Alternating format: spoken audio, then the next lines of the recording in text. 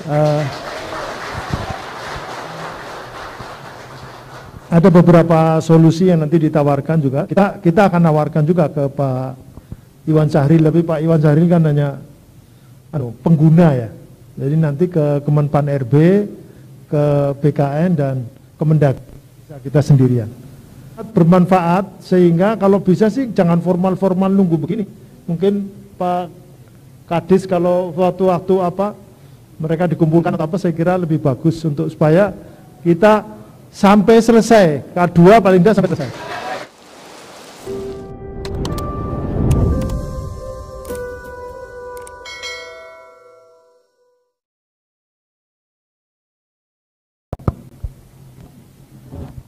Kepada Pak Sony Handi Wijaya, beliau adalah dari tim 7 LKBH PGRI Jawa Timur, sekaligus pendamping honorer K2 Jatim. Disilahkan Pak Sony.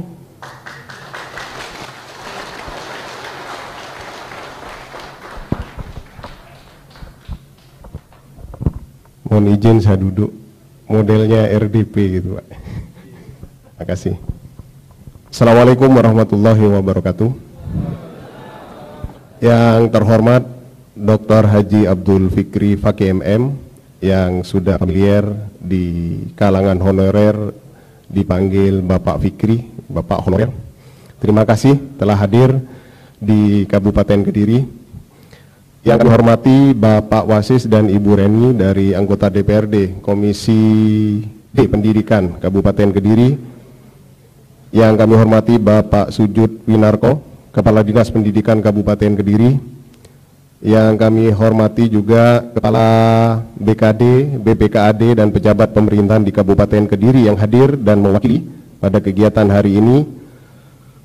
Yang kami hormati pengurus PGRI Kabupaten Kediri yang hadir pada siang hari ini. Koordinator K2 Pusat, Ibu Nurbaiti, yang kami hormati, serta teman-teman honorer di Kabupaten Kediri yang hadir untuk mencari solusi bagaimana pengangkatan guru dan tenaga kependidikan menjadi ASN. Dari pemaparan 1 poin langsung Bapak terkait ini, karena biar tidak panjang lebar, mengikuti semua apa yang disampaikan.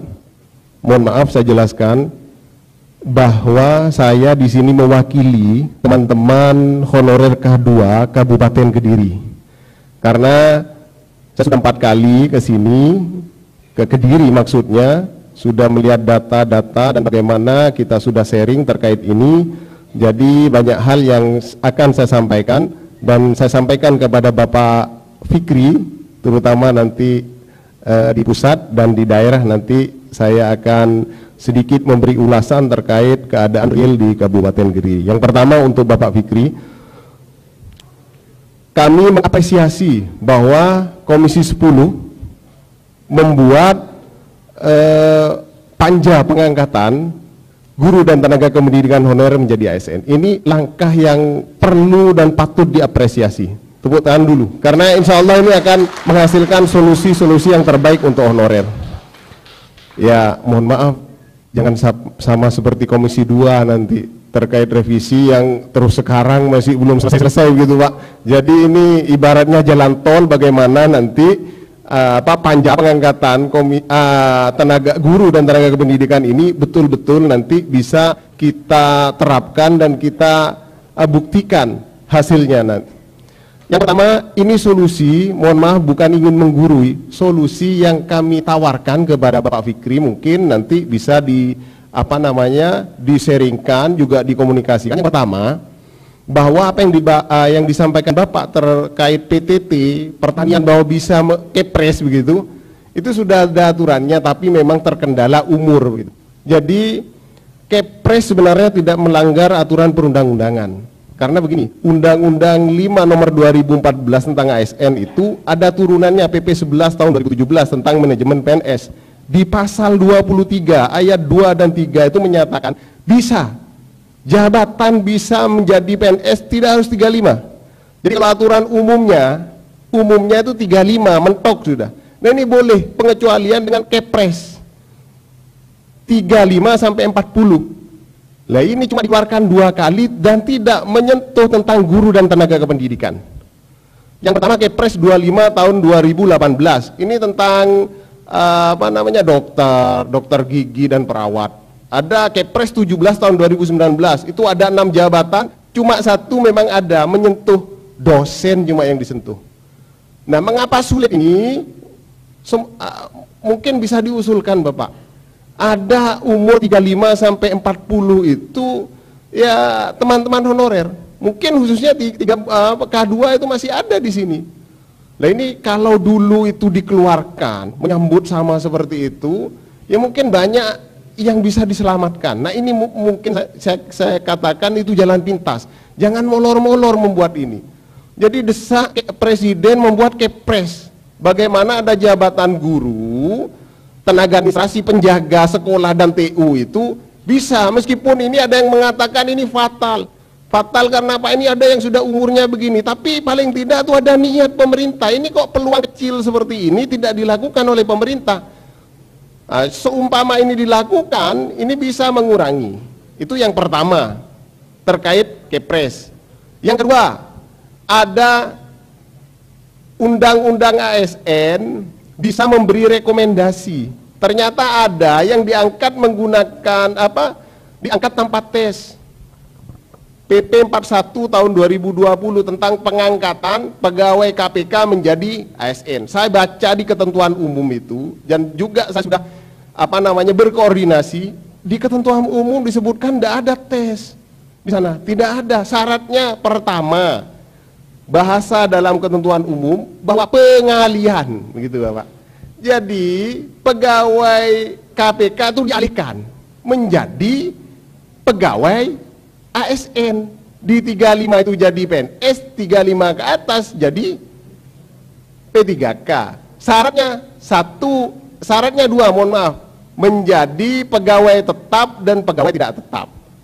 Lah ini katanya kalau ASN harus dites.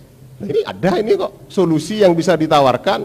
Lah, seumpama ini dijadikan dasar, presiden atau pemerintah mengeluarkan PP yang adopsi PP 41. Jadi pemerintah mengeluarkan peraturan pemerintah tentang pengalihan guru dan tenaga kependidikan menjadi pegawai ASN.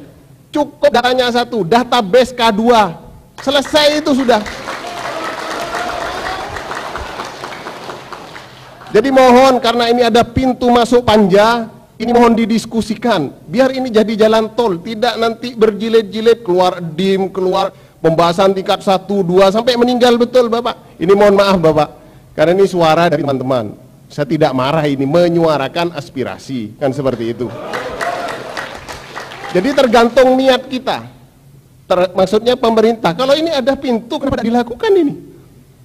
KPK saja bisa, cuma syaratnya menjadi pegawai tetap dan tidak tetap bisa kok. Gak ada bahasa itu di tes, gak ada. Saya baca juga aturan yang di atasnya berdasarkan Undang-Undang Nomor 5 2014, PP 11 2017, PP 49 2018. Enggak ada ini. Semua aturan berdasarkan yang katanya tadi, wah ini menabrak aturan. Loh ini ditabrak sendiri oleh pemerintah kalau begini. Nah ini perlu kebijakan-kebijakan yang sifatnya percepatan, karena ini umur Bapak. Kalau teman-teman di sini dilihat pakai masker seperti yang laki-laki ganteng semua. Ya perempuan tidak kelihatan. Coba dilihat ubannya ini. Mungkin mereka sudah percepatan ini.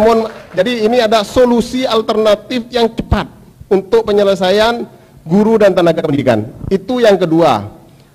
Yang ketiga, regulasi untuk PTT. Ini sudah disampaikan. Mohon maaf tadi sudah ada bahwa nanti tahun 2021 akan dibuatkan regulasi. Kami meminta revisi Perpres 38 tahun 2020. Mohon Ibu Ketua, tadi yang disebutkan itu kan Permenpan 72 tahun 2020 itu terkait itu perubahan pertama atas Permenpan 2 tahun 2019. Jadi pasal itu mengkebiri. Apa yang dikebiri? Pengabdian teman-teman. Dengan keluarnya Permenpan 72 tahun 2020, pengabdian tidak ada. Pasal 20 huruf B. Jadi Permen-Pan 72 itu cuma 2 pasal yang diubah. Salah satunya adalah hak honorer tentang pengabdian itu hilang. Seandainya Permen-Pan 72 ini betul-betul tidak ada, sumpama ya, jadi maka teman-teman ini gajinya akan luar biasa. Karena di Perpres 98 tahun 2020 tentang gaji dan tunjangan P3K itu menyatakan masa kerja MKD mereka K2 minimal 15 tahun. Berapa gaji